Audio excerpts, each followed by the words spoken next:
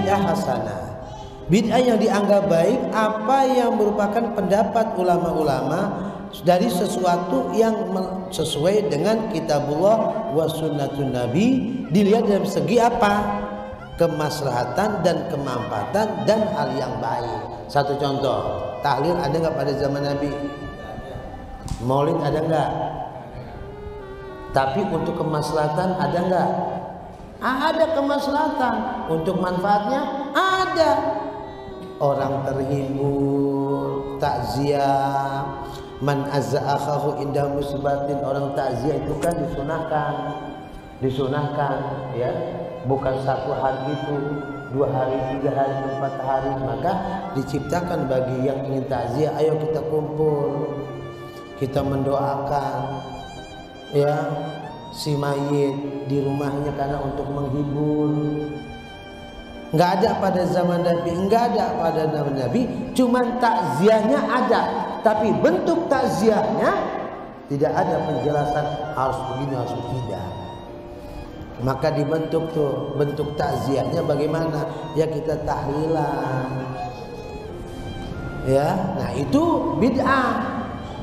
Bid'ah dalam apa bentuk bid'ahnya? Nggak ada pada zaman Nabi, dalam susunan wiridnya, dalam bacaannya, susunan itu, ya kan, itu bid'ah. Cuman baik. Dikirnya, lah orang berzikir mah sangat dianjurkan kapanpun. Cuman cara yang seperti itu bid'ah, cuman baik. Apa yang melawan? Ayo, enggak ada. Nah, ya, seperti mengumpulkan Al-Quran di mushaf Abi Bakar, mengumpulkan Al-Quran.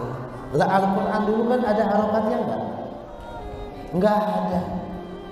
Al-Quran dulu enggak ada harokatnya, enggak ada titiknya. Lah coba kita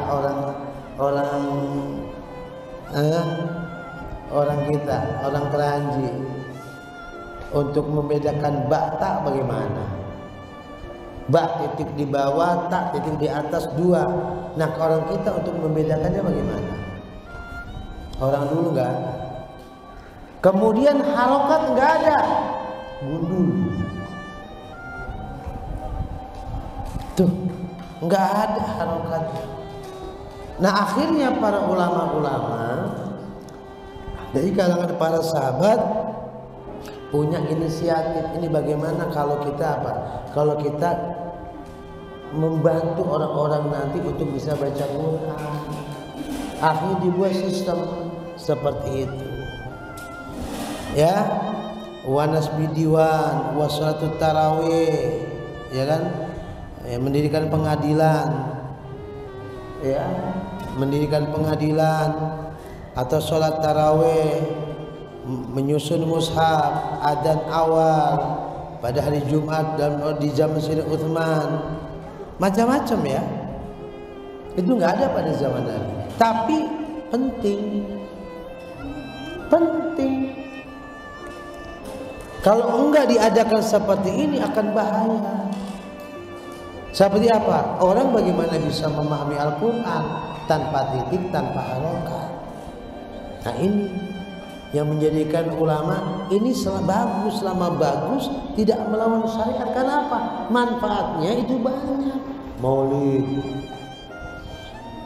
ada nggak pada zamannya? Yang model kayak kita itu ada nggak? Ya nggak ada. Itu kebiasaan.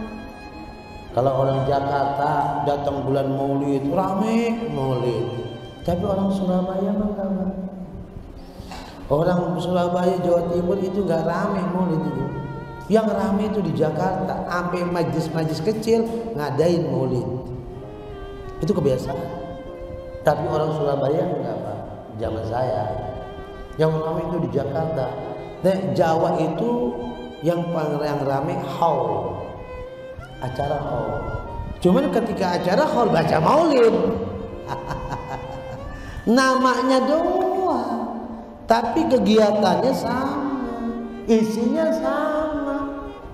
Kita nggak bisa pungkiri, inilah Islam, benar-benar bisa merangkul semuanya. Datang sekte baru, oh musyrik, musyrik. Bid'ah, bid'ah. Nggak ada pada zaman Nabi. Ya Allah, ngomong bid'ah, muka lu juga bid'ah. Nggak ada muka lu pada zaman Nabi itu.